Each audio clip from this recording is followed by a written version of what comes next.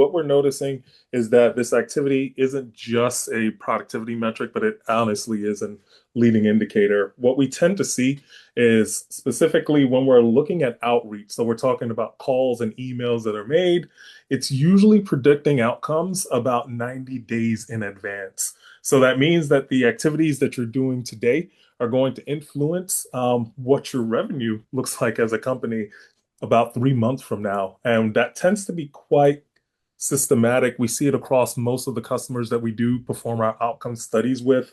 So what I like to tell them is you can look at job board postings, or you can look at the PMI index to try to predict the future, or you can look at call logs.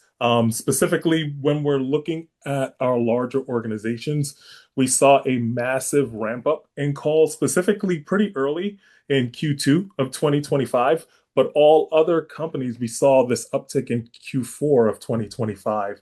And essentially, what that is telling us is that possibly there's going to be a market recovery that's coming along.